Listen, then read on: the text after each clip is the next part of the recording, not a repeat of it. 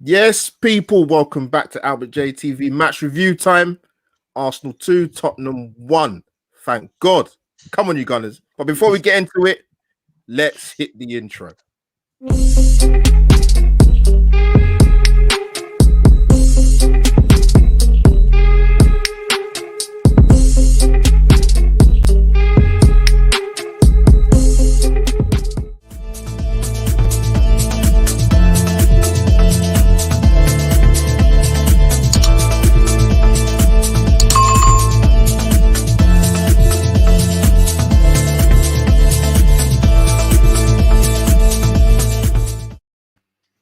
Yes, people, welcome back. Welcome back to AlbertJTV.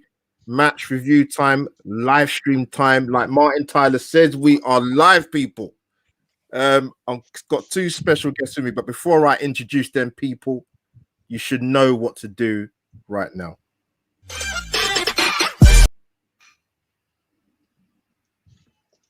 Oh, is that a bit wrong?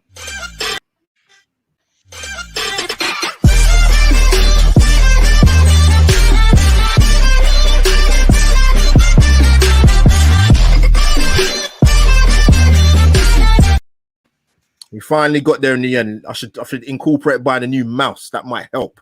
But now, guys, as you guys can see, I've got two special guests. This is the international field tonight. Glenn will be with us shortly. We have America represented. We have Australia represented in Kenya, and you have London, stroke Africa. Yeah, so you get what I mean. But first of all, I'm going to introduce Scott, my brother from Australia. Mate, thank you for coming on, and also thank you for your support to my channel. Tell me the guys where they can find you, my friend. You can find me on Twitter at SMBorg. I'm part of a Premier League podcast, which is also at IFT Pod AU. So looking forward to linking up, man. It's been a long time coming. Yeah. No, I appreciate the time, because the time difference for you guys is mad. That's why I had to calculate in my head. I thought, oh my God, what time am I going to do the show to get these guys on, man? But no, I appreciate you guys coming on, man. And no further ado, I've taken a long time to get this guy to come on, but he's finally here. Gary, the main supporter from the beginning since I started YouTube. Gary, it's a pleasure to have you on, bruv. Tell the guys where they can find you, my friend. All right, yeah, so it's DWTT, you see right below. That's my new channel that I just started. I've got a segment called My Five that comes out pretty much after I try to get it after the game, but today's been a busy day, as you know, so it'll probably come out tomorrow, where I kind of highlight just five of the players and kind of give you my synopsis on them. But usually you can see me on Arsenal Fan Circle twice a week. So that's where I stand. And my Twitter handle right there, don't waste a tweet.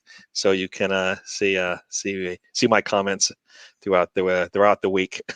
So brilliant. Thank you, Albert, for having me on. Sorry about that. Yeah, it's been a while. Yeah, and absolutely. Guys, in the chat, people watching this live, this is going live on Facebook Live, as well as YouTube, and also on Periscope. Go and follow my brothers now, my international brothers, Gooners. So, yeah, Glenn should be joining us hopefully very soon. As you guys can see, the Twitter handles going along the bottom of the screen. As your host, AlbertJTV, smash the like button right now if you haven't done it already. So, yeah, let's get into it, man. I'm going to kick off with Gary. Right, the thing that we always look out for as Gooners is team lineup, more so because we haven't got a clue what Mikel Arteta is going to do week in, week out. So, I'm going to get the team up on screen. Gary, was you happy with the team, or was you nitpicking at some of the choices that were made? No, you know what? When I first looked at it, I was like, when I heard the news about Aubameyang, that kind of was what threw me, because I expected him to play.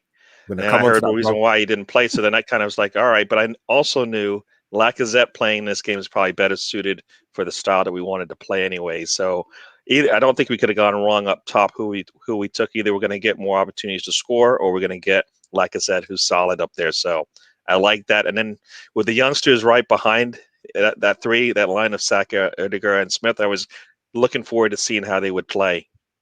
And also the other thing that I've been looking to see is the improvement from Saka, Partey, and Tierney, because they've kind of been getting back into form, and I was looking forward to seeing how they would do. If any of them improved their game, we would be okay, I think. And I think we got that from Partey and Tierney today, so that was good. Saka, I think, still a little. I think he got beat up a little bit today, and that kind of slowed him down a little bit. And I think it might have knocked him out of the game. But the other two showed up today, and that's kind of what I was hoping to see. And so I was looking forward to the lineup. And when I saw that, I said, and when Aubameyang going out for that, I was like, you know what? Arteta made a bold move by keeping him out of the game. And if that's, and that's kind of what I was looking for, consistency in his 100%. non-negotiables, right? He talked about that. And, if you tell your captain, on the biggest game of the year at home, you're not playing, that sends a message to everybody. And I was looking forward to see that. So, yeah. So if and that's Arteta I want, consistency, and not like playing favorites like it seemed like we were getting early in the season, right? So I think that was a big message, and the team didn't miss a beat still, right? We still looked good out there, and so I guess we'll get into that. But yeah, I like the lineup. I was looking forward to seeing those three youngsters play and hopefully show out, and I think that's what we got. Yeah, I mean, I'll be honest. Before I come to Scott, like the last few games we've had, I think there's been five changes in a couple. There was 6 in one. I think it's against Leicester, and then I thought there'd be minimum 4 today, but there was 3. So you want to keep a bit of continuity there, which I understand. Scott, I've come to you the same question in terms of lineup, but I want to incorporate the Aubameyang thing, because when I saw the team lineup, I actually wasn't too disappointed, mate. To be honest, I thought Laka would be better to start if I'm being personal. So I was like, okay, that's fine. But then when you find out the reason as to why Aubameyang's not in the team, I'm like, wow, this is quite a big thing. So yeah, Scott, take it away, man. What was your thoughts, mate? Look, of course, originally, like most Arsenal fans, I was expecting to see Aubameyang leading the line. But as soon as I knew the reason why, my feelings around it completely flipped. Arteta's trying to build a culture at our club. And we as fans have been going on for years about how the culture's changing. There's not necessarily a winning mentality. There's weakness from the players. And you know what? I would back Arteta's decision. Even if we lost the game 5-0, I certainly wouldn't have been as happy. But he needs to make tough calls if he wants to set a culture. And you know what? When you've got young guys like Emile Smith-Rowe, Saka, these guys need to see that no one's above the law. Mikel's the boss. He has his expectations. And if you're not going to meet them, then you're going to miss out on game time. So, I was shocked. But as soon as I knew the reason, sometimes you've got to make sacrifices and make big calls if you want to set a culture. And that culture hopefully will lead us well into the future, because we need to keep winning games and we need to do better than what we're doing. Yeah. No, 100%.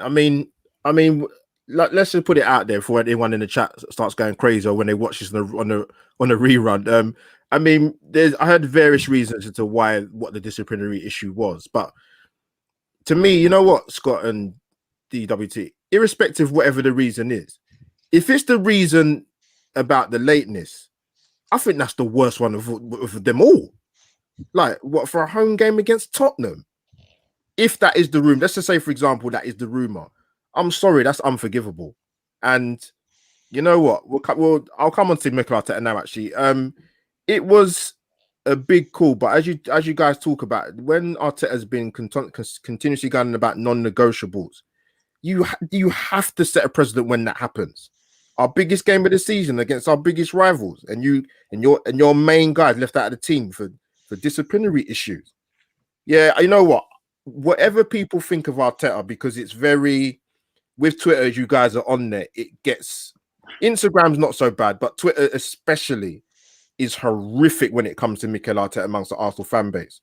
But if you cannot back him on that call today, I can't help you, because he was 100% spot on. And don't even bring him on. I thought, you know what, Arteta, don't bring this guy on, during the game. And he didn't. So you know what? Whatever happened to Mikel Arteta from now to the end of the season, for that reason, he has my respect totally. So, yeah, I sort of wanted to. Was there any surprises with the Tottenham lineup, or was it what you expected, Gary? Quickly. Yeah, I think we got what we expected. We thought we were going to be a little concerned with Bale and Mora and Son, right? That and then Kane up front. Just all 4 of those players that we thought they were going to threaten us, right? So, before I go, I'd like to say hi to everybody in the chat. I see a lot of friends out there. So, yeah. So, but yeah, that looked like a team that was going to threaten us, right? And so I was a little concerned about that because they, coming in, they've looked pretty good in the last couple of games that they've played. Kane coming off the 2 goals. So yeah, I was, we expected that from them in terms of the lineup, and the question was going to be whose defense was better. I think our defense actually is better than theirs as far as being structurally sound and not having leaky holes, but they just make mistakes, right? Defensively, we make mistakes, but as a whole, we actually play a good team defense there. So we wanted to see which team would break down which would have problems, and we got to see that today. So, but I wasn't surprised by what I saw from them. Yeah. So, Scott, same question to you, but I'm going to add a bit more to it in terms of what did you make of Arsenal in the first half performance, particularly? Sharp. We've come out in our last few matches, despite conceding really early goals. We had that little bit of a run where we were conceding some shockers. We've started our first halves really sharp. We just haven't been clinical. And even today, we probably could have been more clinical. We hit the crossbar, we hit the post. Little bit unlucky, but I was happy for the first half. I probably could have counted on one hand the amount of touches Harry Kane had. So there wasn't much happening for them, and I think that wasn't down to them playing badly. It was down to us playing well and applying pressure. So I was stoked, really happy with the first half. Obviously, they got back into it a little bit more, but overall, we kept them relatively quiet. Yeah, we did. No, we did. I wasn't surprised the way Tottenham played. I'm not surprised they had the way they play anyway. Home or away. It's very similar week in, week out, even with the attacking players they've got. But I'm going to bring in Glenn is in the chat. Let's bring him in. Glenn, welcome. Yeah, man. Apologies for the delay. Hi, apologies, Scott, Albert, Gary. I probably thought I could have hacked finishing my show within time, but no problem. I'm here now. I'm happy. I'm still buzzing, man. Nothing can make me sad. Glenn, it happens, man. When you're too busy, when you're celebrating an North London derby, it's fine, man. You can be 10 minutes is fine, man. It's fine. You're not that late, bro. But so, no Glenn, I'm gonna come to you. I've asked the guys in terms of was they happy with the team lineup and also the Aubameyang situation. So I don't want to get your thoughts on the team lineup and the omission of Aubameyang from your point of view. What did you make of it? I was very surprised. So usually I don't agree with anyone who says bench Aubameyang and play Lacazette or bench Aubameyang and play Nketiah. Usually, especially for the Europa League games, because I always feel like I prefer Aubameyang having that ball one-on-one rather than Lacazette and Nketiah. I know he's not been at the best of forms this season, but I always trust him more than any other player in that team to lead the team to a victory like he did against Benfica in the round of 32. But in terms of discipline, if it's because of discipline, I'm okay with that. Because a lot of people have complained about him punishing Guendouzi, not punishing Willian and Aubameyang. So I need him to show his authority in the team for sure. I need him to show his authority in the team. Also, people have complained about Arteta not having authority in the team, being a young manager, no one respects him. So I need that to happen for him because I'm a big Arteta supporter. I want him in. So that was surprising. But what I also love as well, these days we can win games without Aubameyang. That's the positive I'm taking from that. Yes, well said. And you guys, you make a point in terms of, we said it over the last few weeks or recent months. Even you'd say, we used to complain a lot that the strikers or Aubameyang more so is not getting the services. No one's putting in the passes. No one's getting in behind. But we're creating the chances. But like you guys said, we're not being ruthless enough. My little take on it in terms of the first half, I'd say. Again, I thought we was pretty comfortable. I wasn't surprised the way Spurs played. You saw that stat after about 15, 20 minutes. Arsenal had like over 70% possession. Spurs didn't even have a touch inside our own box until we get to we will talk about it. So, but sort of my take on the first half performance. I think it would have been very, very unjust for us to go in at halftime 1-0 down. That would have really riled me up because, as we saw, it was probably not even typical Arsenal, but for it to happen the way it did, in the sense of, I still can't believe the goal happened. When I first saw it, I thought, has he done a Rabona? And then when I saw the replay, I thought, nah, you got of all the players, Lamela, who actually was bought by Tottenham when they sold Bale. But guys, would you? I mean, I don't think there's any issue. I don't think there's anything Arsenal done wrong for that goal. I mean, he's in position. Is there any nitpicking you would have done coming to Scott? Anything at all? Possibly. Sometimes goals are scored against you. Yeah. You just have to put your hands up and say, "Great finish." Yeah. You can't always blame people when something happens. And you know what? You can't blame anyone. It was a class finish. Absolute class. It was. I couldn't believe it. To be honest, I'm not gonna swear. I'm gonna keep it clean as possible. When Lamela came on, you know what? He's a pest, man.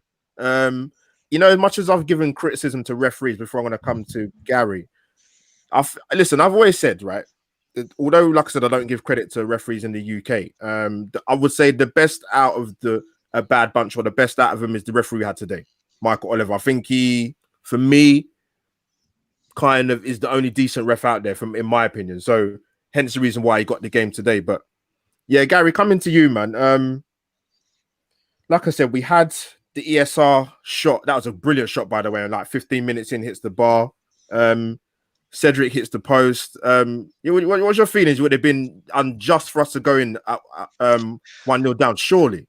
Yeah, I mean, I was getting a little concerned there because usually around 10 minutes left in the half, I'm telling myself, don't say it, Gary. Don't say it. All right, can we just get something out of these last 5 minutes at the half, right? Because we've seen it go against us multiple times, even in the halves of game, you know, in the end of the game. But I was like, you know what, I'm going to say it anyways because I was like, we need to get a goal because, you know what, we've definitely been knocking on the door and we need to, you know, get through that door. Those, I mean, you talk about the two shots that actually hit the woodwork, but then you also have Lacazette missing, not even getting a shot off twice. Yeah, it's a weird shot, right? Yeah. Right. He didn't even get the shot off twice. And then for me, also when I saw Tierney take off down the left and then pass back, I'm thinking take the shot. Multiple times I feel like we didn't even take a shot when we should have, because we had them pretty much. We had them where we wanted them. They were retreating back, and then we take an extra touch. They come out, and I'm like, just take the shot from distance. Once you get close to that box, take it. You know. So I'm thinking to myself, what are we doing here? So those are opportunities you don't even see because we didn't even take the shot, and then we've got the 4. So that's, you know, you make 2 of those, game over, right? Yeah. So I mean, we we did what we're supposed to do. We just could not get it through. You know, like I said, we knock on the door, just not get it through. Get through the door. But we put ourselves in good situations, and that's what we wanted to see. So that was really good. I mean, I think that one shot by Cedric, if Moore doesn't touch him, it's in. I think he touched him just enough, threw him off just a little bit, and it hits the woodwork. But otherwise, we should have had 2 more. But yeah, I'll take the win. But if you look back, you go, you know what? Those are, for me, kind of 4 chances that we definitely should have at least had the goalie make a stop. He didn't even get a chance to make a stop because, you know, either hit the woodwork or we didn't get it out in time. So, but yeah. Yeah, no, well said, Gary. Glenn, I also wanted to come to you. I wanted to ask you, particularly with the first half, more so. Sorry, mate. Was there any Arsenal players that stood out for you more than others? For example, who do you felt was sort of making an impact for Arsenal in that first half? I wanted to say Doherty because he's an Arsenal fan. He was terrible. But I'm going to go with Tierney. Tierney was absolutely brilliant. He was ripping them apart on that left side. Every single. I was actually talking to Jess the other day and actually told her that I think Smith Rowe will start on the left side definitely. Yeah, 100%. But she thought Willian would start there, but he actually did. The thing I love with Smith Rowe, Pepe on the right side. When he gets past the defender, he'll cut back to his left foot. But Smith Rowe, it doesn't matter whether it's left foot, right foot, he'll put in the cross. So the 2 players that stood out for me are the players that are on the left side. That's Tierney and Smith Rowe. Absolutely ripped them apart. I was very happy. As Gary said, just try a shot. Someone shoot the ball. Smith Rowe tried shooting the ball at least for once. And then that Lamela goal for me, that would have been bad if they beat us after scoring such a goal. That would have been terrible. I would have had nightmares for the next 2 years, literally.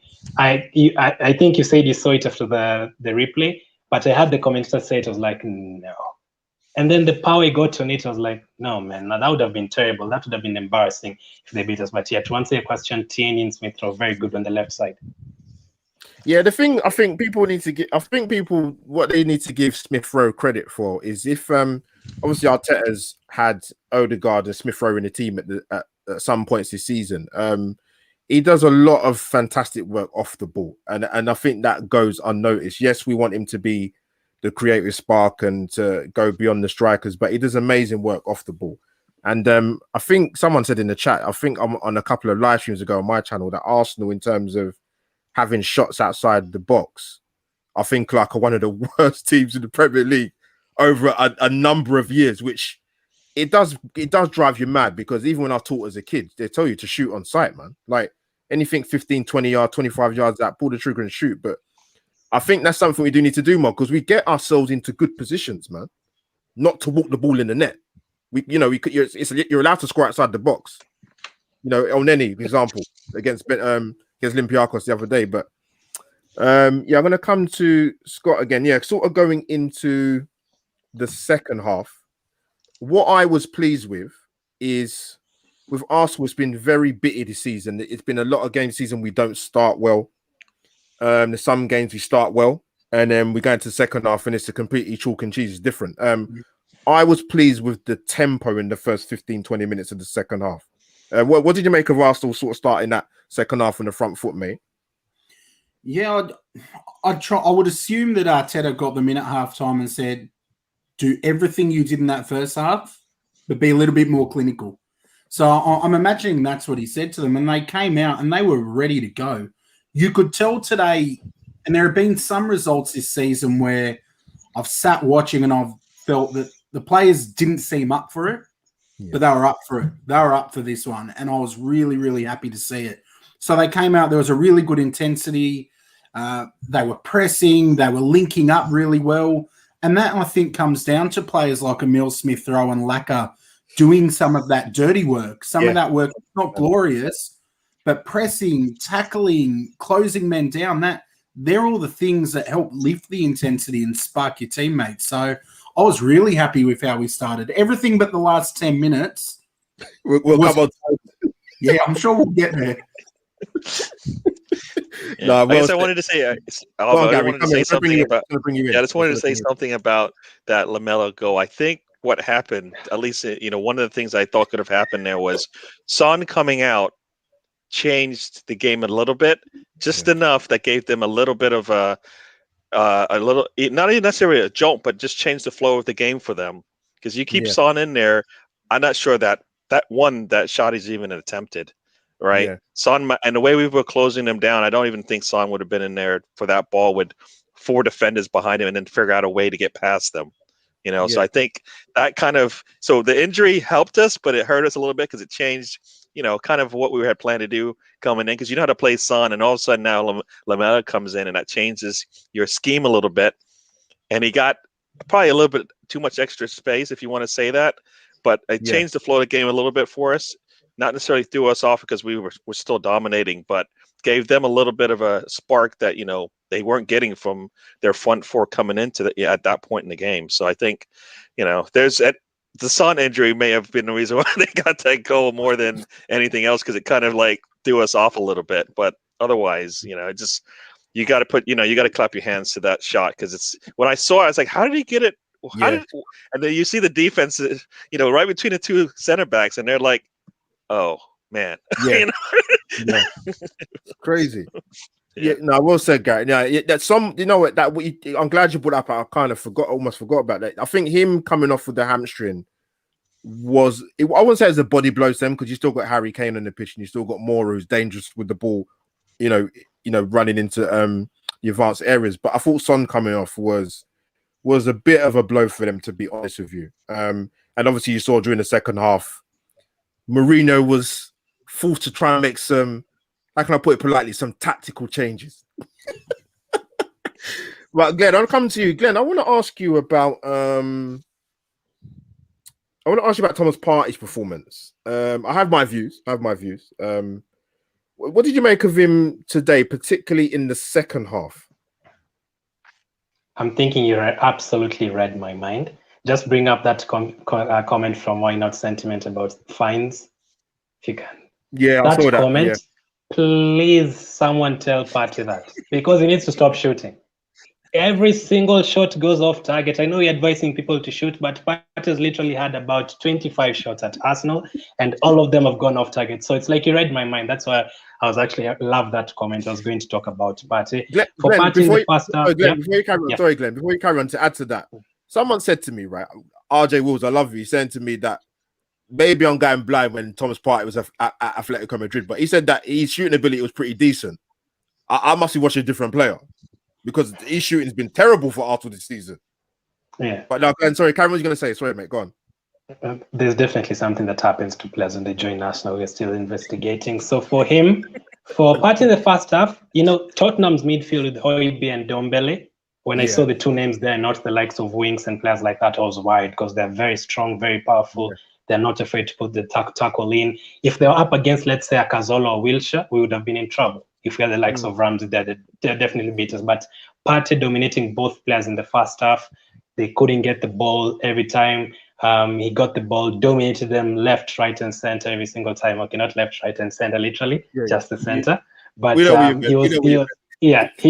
was pretty good making the tackles. I like the way he tries the forward passes. He breaks the line, doesn't take the easy pass like passing it back to Luis. He tries stuff. But in the second half, though, I was so frustrated when he gave out that corner. I was screaming. I was like, don't do that when they have 10 men. Don't give away such a cheap corner. There's a couple of errors. There's a couple of errors. Yeah, a bit of passes. I know he's not at his best right now. He's not the Atletico Thomas Partey right now, but he's definitely very different in our team. I don't think Ceballos can do anything he does. I don't think Elneny can do what he does. Yes, he might be terrible for 30 minutes, but for the rest of the 40 minutes, like in the first half, 45 minutes, we were dominating also because of him in the middle, making things easy, not making things hard. But those shots and those wayward passes a couple of times here and there, I don't like them. But so for the second half performance, a bit terrible, but first half definitely good. With Højbjerg and Dombele, he got the better of them overall. No, Glenn, you make some good points, and I think it was no coincidence that Bruno, for me, he reacted pretty slowly for Tottenham, in the sense that you could see why he brought on Sissoko, because the amount of possession we had, and we was cutting through them and getting in advanced areas. Because, Sissoko is a big, powerful unit. But no, yes, I think you're spot on with Partey. I thought the second half, especially for me, he just didn't look right. And he's making some really, really sloppy plays, man. But yeah, Scott, I want to come to you. I want to ask you about, it might not be a big thing to you. I'd be interested in what Glenn and that Gary think, because, people talk about Arteta's substitutions, for example. Some are not really too bothered. Some are kind of quite on it to say he's too slow. He doesn't react very quickly. I thought today, he was spot on with his substitutions. For me personally, I thought bringing Saka off. I don't know if I'm assuming Saka wasn't injured, but it looked like that was a straight swap for me. It was a hamstring. Yeah. So the subs, I don't know, Albert. The subs, I was happy with. Yeah. I just thought taking Laka off, and he was the focal point of our attack. So all of our plays and passes and rhythm was ending up with him.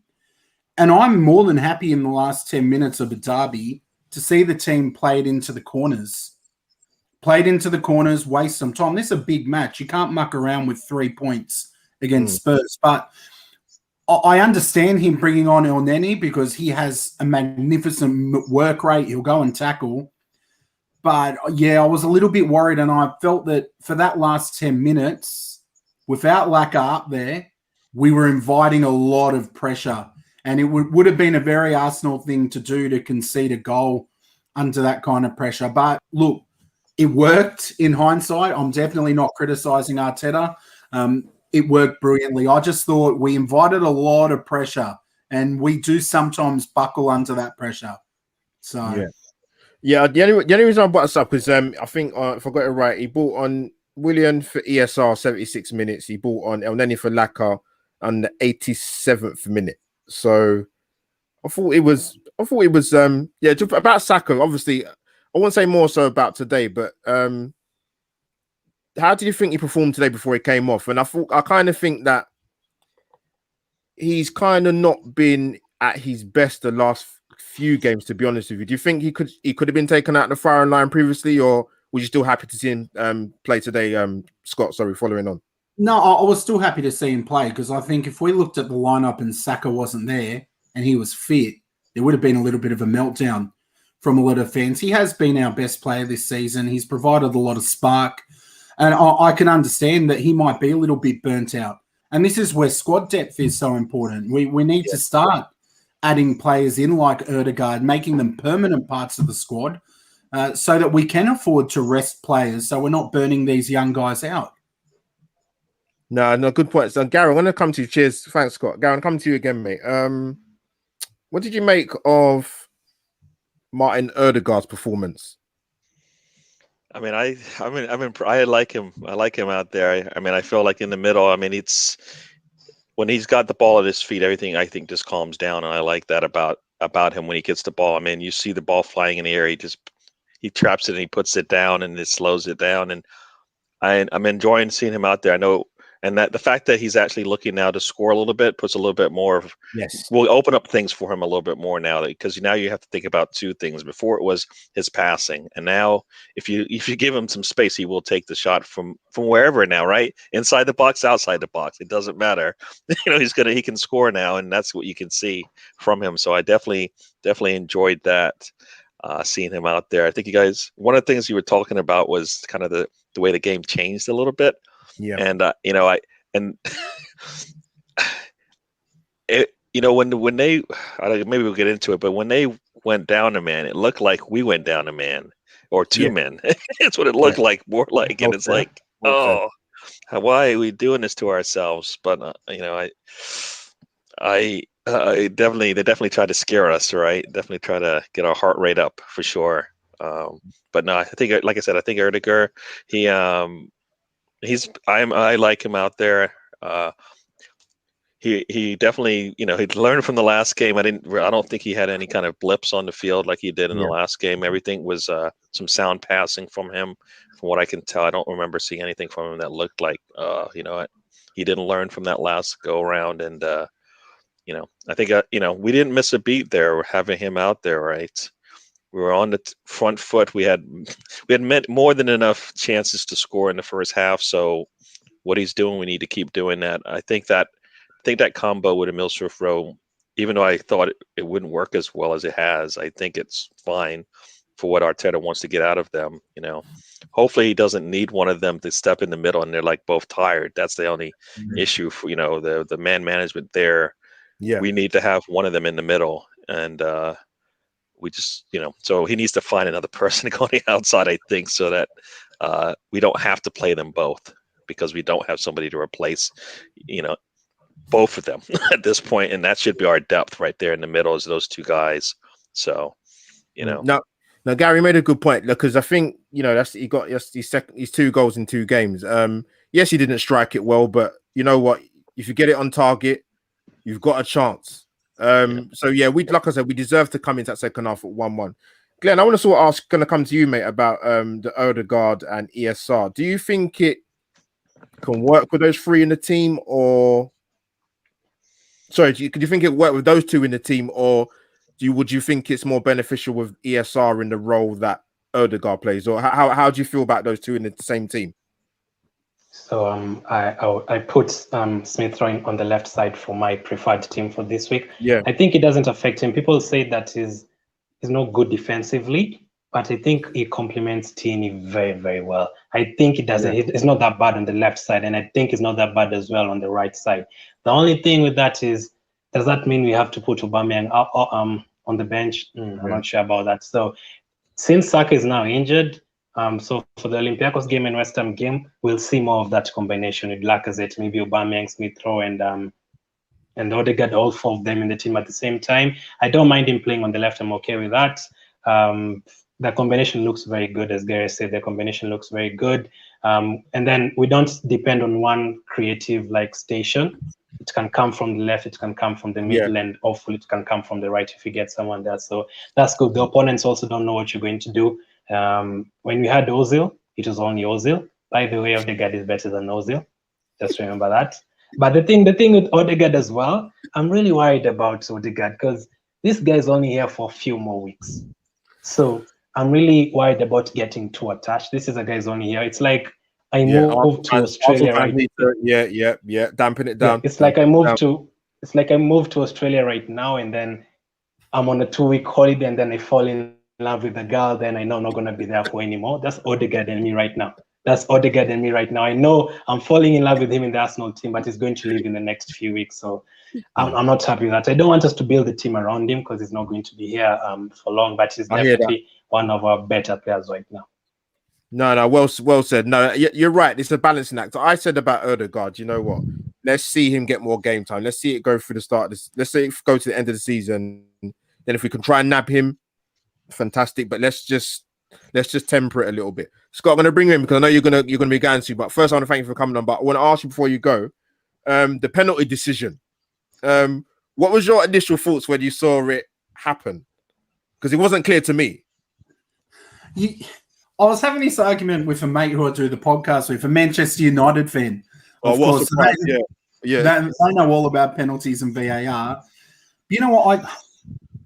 I'm not an expert on the technicalities of that call, but he did lunge in and he did make a lot of contact with Laka after the shot. Now, if a player goes in and makes contact late anywhere else on the pitch, it's a foul. So to me, it happening in the box, that's a penalty. I don't think the penalty was given because it interfered with the shot. I think the penalty was given because it was late contact, and I thought it was a little bit reckless the way he kind of lunged in. So, you know, I'll take a bit of luck from VAR. We're due some, aren't we?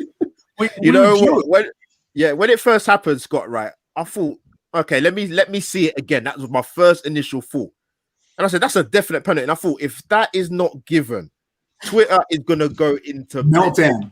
They need the FBI to shut that thing down because it's going to. Arsenal fans would have lost their mind if that was not been given. But it was a blatant penalty. Sanchez was reckless, like you said. But Scott, I'm gonna let you. Scott, I want to thank you for coming on, mate. Definitely gonna get you on again. Don't work too hard, but where can the guys find you before you go, my friend? You can find me on Twitter at SMBorg, and I plug some of our podcast stuff on there. But boys, it's been an absolute pleasure. Really enjoyed reading up with you. Yeah, I'm a teacher, so I'm off to teach 30 kids now. So what better way after a 3:30 kickoff over to school now? So boys, take care. All right, you too. Thank you for take care, man. Nice one, bro. Yeah, Glenn and us and Gary, I'll ask you like what be honest, when it happened with the Lacazette thing, right? Him going through on goal. Like, I'll come to Gary. What was your first initial thought? Because when I saw it, I thought Lacazette's not the best. He just goes down and he doesn't win any free kicks most of the time anyway. So, yeah, what was your initial thought, Gary, when it happened in real time? Well, first I was like, did he miss the ball? Yeah. Did he really miss the ball? Like, this, did he really miss he's been struggling all day, and he finally gets the perfect pass to come through to him, and he missed the ball. He didn't get... The ball went backwards. I mean, it's like you put the spin on it and it just goes backwards. He missed. And I was like, and then I saw, like, you know what? I think he ran through. I think the defender ran through him. Yeah. I was like, he got bailed out because, wow, that was just it was a terrible mess. Well, but and then I thought it was hurt. So I'm like, all right, so he's hurt. So who's going to take the PK after that? But I guess it wasn't that bad of a collision. But he did go through him. But my first thought was, how did you miss that? How did you miss that? I mean, we know why he missed it. We've seen it. We saw it in the first half. But I mean, at that point, you're like, all right. I'm going to buckle down. I'm going to get this right. Pepe does what Pepe had a really good pass through from distance, right? A lot of distance between the two of them. Threads it through, put it on goal. Yeah. But then I guess they went to VAR, right? And VAR confirmed it, which was a surprise. Right? VAR once it goes to VAR, I assume it's not going to happen because it usually hasn't in the past. So I was happy to see it go our way, And then Lacazette basically, went up there, cool, calm, and just penalty. Really good penalty. Really good. Yeah, Glenn, same thoughts. What was your thoughts when you first saw it in real time? What you think? Oh, that's a definite penalty, or you was like, maybe I need to see the replay. I didn't even think it was a penalty. I didn't actually think he missed it. I was just like, oh wow, what a good block. Yeah. Go on, let's keep attacking. And then The referee blew his whistle and pointed to the penalty spot in an Arsenal game. I was shocked. Arsenal game. I was shocked because it was Arsenal, not because it was penalty or not. It was Arsenal. I was like, it's a penalty. So I was like, that's good. And then, as Gary said, they went to check the penalty. Yeah. And then I was like, oh no, they're gonna do it. So you can just imagine what they usually tell the VR officials, like, I think I made a mistake. I actually gave Arsenal the penalty. Let's find a reason to remove this penalty. Like you can just imagine. So corruption calls there, yeah. Yeah, so I thought it was just a good block from their defender. I don't even know. I've not seen it back again to confirm if it's a penalty or not. I think I had Mourinho complaining about it. I think he was asked by the journalist about what did you make of the game, and then the first answer was, have you done an interview with the referee? Ask him. So I was like, why? That was so we'll wait to see. But the finish, the penalty, the one thing I love about Arsenal, we've seen City missing like 6 penalties this season. Brighton, Everton. The thing I love with Arsenal, every time we get a penalty, 100% I trust Lacazette, Pepe, and Aubameyang to score. Yeah, I think the last 3 seasons we've missed like 1 penalty. Also in the penalty shootouts against Liverpool in the Carabao Cup and Community Shield, very good penalty taking. So I'm happy with that. Again, it's also in big pressured moments like United away, Chelsea at home, Lacazette again today at home to Tottenham. Very, very good. So I'm happy with that. No, you know what? Glenn, you're right, because when it happened, I thought, what's the referee giving here? And I saw him point to the spot. I said, is this a joke? So when I saw the replay, Glenn, when you watch it again, if you trust me, it's a definite penalty. It's not even debatable. There's full contact, even though Lacazette missed it. It's definitely a penalty. So yeah, great, very well taken from Lacazette. Brilliant. We deserve to go 2-1 up. Gary, I wanted to ask you quickly, very quickly about Pepe, but also Arsenal and game management. So yeah, do you think Pepe made a good impact when he came on at halftime? And also, Gary, what is it? Spurs seem to play better with 10 men, but I think mainly the reason for that was because they were 2-1 behind. If it had been 1-1, you might have seen a bit of a different Spurs, but they played better when they went down to 10 men, rightly so, because I thought Lamella was a pest. I'm trying to find the kind of words the whole game, and he deserved to get sent off, to be honest with you. So yeah, what do you make of Pepe and Arsenal's game management after going 2-1 up? Yeah, I mean, I think there was a comment earlier when we just started. It was actually talking about Pepe and Martinelli not getting as much game time as they expected. So Pepe not getting in. Okay, all I've seen from him is improvement since December, right? Since we started with the youngsters, since we've been on this kind of form change, Pepe has actually been doing some of the things I think he wasn't doing before. So I think he should be part of the rotation, right? And I think now with Saka kind of coming out of the game, I have a feeling hopefully he'll get into the game a little bit more. Because I can see Saka sitting, and maybe that means Pepe will get in and they kind of move things around, maybe to kind of get him in there. Because he's done, I think he's doing what Arteta's asked him to do. And you know what? I think the fact that you're going to get something special from him, right? Yeah. That's the thing. If he's doing all the work that he needs to do, tracking back and all of that, but then he's also moving forward and giving you a little bit of a magic when he does, right? Then that's what we want, because that switches things up for the teams we're playing. They never know where we're going to go with that. So yeah, I think Pepe deserves some playing time. He deserves to be part of the rotation. I expect to see him in the next game, definitely, to hopefully, because I think some players are going to need some rest. The Martinelli thing, I think, not having him on the bench at least was kind of a little surprising, but we kind of saw that, I think, last year with Pepe. So I'm wondering if it's a similar thing whereby, if he was healthy enough, then he would be playing, but I just don't want to risk it. And you know what? We're fine with what we have right now. And we saw that kind of with Saka at the end of the year, and we saw what that brings to us this year. So if we get the similar results, then I guess we'll have to live through not seeing him as much as we thought this season, and then next season hopefully he's back. But that's the Arteta part of the equation. We just don't know what he's thinking with some of these players, especially Martinelli and Pepe. But yeah, so I think the Pepe not starting, I at some point I feel like he needs to be in there, right? He should be part of that that rotation, I believe, because I think you're going to lose some form, and then when he does come in, what do you do then? Because then you got to somehow you want to get him back to where he was before, but then you've kind of been stemming that form that he's on. So you need to he needs to be part of the flow. And he came in today. I mean, when did he come in? He came in pretty early because he had to, and I think we didn't lose it. We didn't lose a beat there. I think actually things may have picked up a little bit because Saka was getting beat up, 1, and 2. I think he's still working with something going on there. So I think he needs a little time away, maybe. So when he comes back, I mean, I think, he's probably not going to play Thursday is my thought, right? And I don't think we want him to if we don't need to, because West Ham, we probably want him back for that as healthy as we can get. So, and that's the thing about Martinelli. I think he brings, I mean, I always said this whole thing doesn't happen if Martinelli he kind of started it in that the Man City game where he just was, his energy was off the charts, right? He looked like he looked like they finally said, they took off the reins and said, "You're free," and he just went crazy, and he just was attacking. And I know Arteta's got to calm him, bring it back a little bit back to where to slow you down a little bit, get a little bit more controlled. But that's the kind of energy that the youngsters are bringing to us, and I believe it's rubbed off definitely on Pepe, because tracking back for Pepe was nothing. He never did that. Yeah, and we've actually seen him lose the ball, track back, and go get the ball again, right? Yeah. So that's a positive there. If that's what those youngsters have done for him, then I'll take it, because that's what we want. We don't, I think we'd rather play him than sell him if we had a choice, because even though it is a lot of money, I think we'll rather have the wins than we have the cash flow, because then we have to start over again.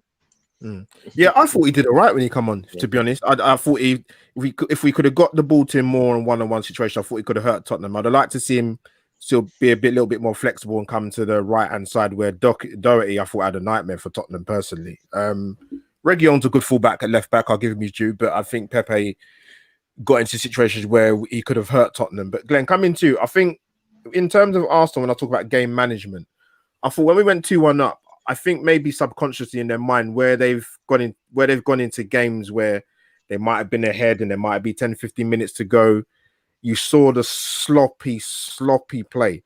You made reference to the, Partey's pass that went out for a corner. I think it was Luiz and Gabriel got the jitters a little bit, and the team were they was making it hard for us to watch at some points, man. Tottenham are down to 10 men and they look like they're more likely to score. So did that concern you with Arsenal in the game management side of it when we went 2-1 up? Yeah, I forgot one. Xhaka doing Xhaka things, giving away stupid fouls close to the area. It was very, very worrying, because the first thing I was worried about is I'm never comfortable with 2-1. 20 minutes to go, I was like, I'd actually bring on Aubameyang instead of, I know that the reason of bringing in Laney instead of Lacazette, but in the 70th minute, we would have brought on Aubameyang and Lacazette, because what happens if they score a goal? We'll have another 10 minutes, 2-2, and we'll not have a strike on the pitch. I'm seeing the foul right now on Lacazette. Mark, I definitely agree. That was a definite penalty. So game management, very poor. 2-1, never comfortable. It seems like we were okay with that in the last 20 minutes. We're okay to hold on to it. You never trust Arsenal. I don't care whether Arsenal keep 100 clean sheets in a row. I will not trust them to keep the 101st one. You definitely know with Arsenal. And then Leno started playing with the ball again behind there, playing with our hearts. I was like, please, just clear the ball. Just clear the ball. Gabriel as well. He went a bit longer today. I know. I saw that. I think a lot of the time where he might have gone short, I think in the back of his mind, you know what, let me be a little bit more safety cautious. Go on, sorry, Glenn. Yeah. And then also, I want the problem with Arsenal for the last 7-8 years, we're too nice, if you know what I mean. I want to see, start wasting time, Leno. Handle the ball, fall down, take a couple of seconds. Don't rush to bring the ball in. Take you know the word I want to use. Take the P out of them, out of the game. Don't be nice. Okay, let me lift him up. Lamella's fallen down. No, I don't want that. Be ruthless in the game. Don't waste time. Take the ball on the other corner. Don't give them silly free kicks here and there every time. Give them corners. Leno, I know you said he went slow on a couple of times, but there's a couple of times he switched back to his left foot. I was like, why are you doing that? Just take it to the right foot. You're going back to your weaker foot. So I was not okay with them trying to settle with a 2-1. win, but I was very happy when I saw El Neni, the best Egyptian, coming on. I knew this game is done. The moment El Neni comes in for us, the game is done. The game is done. He helps us attacking wise. Yeah, and he also scores goals. Partey should take some lessons from El Neni as well in terms of shots. So El Neni, I was very happy. Stop shooting, man. Stop shooting, bro. Jeez. He stopped shooting. So our game management wise, not good, not the best. I'd give it like a 4 out of 10. I didn't see them wasting times, giving silly free kicks away. And Shaka, why foul the guy when you're outside the box? Just foul him in the middle of the pitch. Take the yellow card in the middle of the pitch, not close to the goal. So a lot of I could tell that they were very nervous as well. Yeah, I think that's a culmination, Gary and Glenn, of what's happened this season with Arsenal, where they haven't managed games very well. And that's why we saw the 10-15 minute period we saw in the second half. You know, when Partey kicked the ball out for a corner, they cut to Mikel Arteta. He was furious. You could see it on his face, man, because he's thinking like, that's where you do feel sorry for the coach in that position. You think, well, you want your experienced players to manage the game a bit better in North London derby at home, and they weren't doing it. And then obviously we had the situation where Gabriel makes a brilliant block after the was it the Kane free kick was separate, but Gabriel made it was the free kick. Sorry, and Gabriel made the key block from Sanchez. That was massive. I thought Gabriel did okay today, actually. Guys, you haven't got long left, so guys in the chat, massive respect to you, man. Smash the like button if you haven't already. Follow my guys, Glenn and Gary, on the Twitter handle down on the bottom of the screen. And also, most importantly, more than anything else, subscribe to their channels as well. So, guys, I want to get your last thoughts in terms of your man of the match, really. So I'm going to come to Gary. Who for you was your Arsenal man of the match, mate? Yeah, when I was, I kind of looked at it, and to me, the plays that's kind of stood out for me, anyways, were Tierney, Gabriel, and Erdegaard for me. I know Misford also, but those are the three that I kind of looked at a little bit more. I felt like Tierney today, and like I said, I going into this game, I was looking at our three, what I call our three top players, Saka, Partey, and Tierney, and was hoping to get something from one of them, probably from all of them. I wanted to see some improvement from all three of them today. I felt like I got something from Partey. I know his shooting is off, but I feel like he's still in the middle. He still seems to, in the middle of the field, like with the ball on the ground, no, not too many problems. But as soon as he starts to put his foot through it, nah. But I think Tierney today, that, like you said, that combination with Tierney and Milsworth-Rowe was basically we were threatening from there. Could have gone to either one of them too, but Tierney for me was the one that stood out because I've been waiting for him to kind of get back to that form that we've been wanting. And like I said, Gabriel, I thought he wasn't going to play today because I figured, you know what, he played so well the previous game, he's going to sit. I didn't think Gary is spot on. I didn't think he'd play. So I figured he would sit just because he had such a good game in the previous one. But Tierney, to me, he looked like that's what we wanted out of him. His crossing, his cutbacks and passes and everything just on that side. Ripping it. Yeah, and you saw the crosses that would go into the box. It was like, eventually we're going to get to the end of one of these, I hope, right? And we did. And we got the ball towards the goal and we scored. So it was like, hopefully the players saw that coming because he's going to put the ball in spots, right? Good shout. Mark put a good question. I'm gonna come to the end of that. Sorry, Glenn, who did you think? Who was your Arsenal man of the match? Now, I think today is one of the toughest decisions. Because I thought Lacazette held on. His hold-up play was very good, and he scored the penalty at a crucial time, got the foul. I thought Tierney is very good, as Gary has said, on the left side. Smith was also very good when he was on the pitch. Gabriel, that clearance was very important. Unbelievable. Yeah. So I think it could be between four players. Tierney, okay, 5 in fact, or Odegaard as well. But if you have to push me, give it to all of them. It's 5, man. I also think Leno, El Neni, all of them are brilliant. That is what we want to see. That is what we want to see at Arsenal. I want us to have a hard time picking the man of the match because they've all played well. That is what we want to see. But but I have to give it to Tierney. I just love the fact that he can pick the ball instead of passing the ball into midfield. Just go past that defender. Doesn't care who it is. whether it's Alexander, whether it's the one who's playing that today, Doherty, doesn't matter. He put in so many good crosses. Lacazette left some of them for no idea why, as Gary said. I don't know why he left all those balls. Did very well on the left side. Very, very good captaincy material in the future. I'm happy with Tierney, man of the match. Okay, you know what? Now people know in the chat, you guys, if you've seen my content, anybody's seen it, I absolutely love Kieran Tierney. I wanted the guy at Arsenal for the last 2-3 years, but I'm actually gonna go for Martin Odegaard because I just felt every time he looked to receive the ball, every time he looked dangerous, every time he looked to probe 1-2s, even going beyond the strikers, to me, he was very, very instrumental in Arsenal winning that game today for me. Tierney got big up Tierney for the assist for the first goal. Glad that Odegaard got the goal, but for me, I'd give it to Martin Odegaard. But before we finish up, your Mark's made a chat about the referee. Said, do you think Mike Oliver had a good game? Because he thought he was awful. What did you make of it, to Gary? No, I don't think he had a good game because I think one of the reasons why I think Saka's out of the game is probably because a little bit of what he allowed to happen. I mean, you know what's happening, and if you're looking at the game as a whole, you know at least if you're looking and you know that Saka's been getting beat up pretty much every game. They're strategically fouling him over and over again, and it happened again. It happened a lot today. Not just to Saka, but to a lot of our players, and it seemed that foul should have got a yellow card. Yeah, that Marks has made reference to. It should have got a yellow card, Harry Kane. Yeah, I mean, what is it? He gets away with everything, right? Unbelievable, honestly. I think he must be related to somebody at the FA because I don't understand what's going on. It's ridiculous. I mean that's not how this game is played. Not that, anyways. And you know what? It's not how it's played, but also. He punishes us. He punishes you enough. He doesn't need any extra bonuses. Here's a little extra. You can do this as well. No, because he's a good enough player, right? He's the top striker in England, basically, in terms of what is that production and what he's doing this year. Yeah. The fact that I think as a whole, I think we did as far as an 11, we did really well stopping their attacking. Right? 100%. It was really quiet from them. Kane was out there.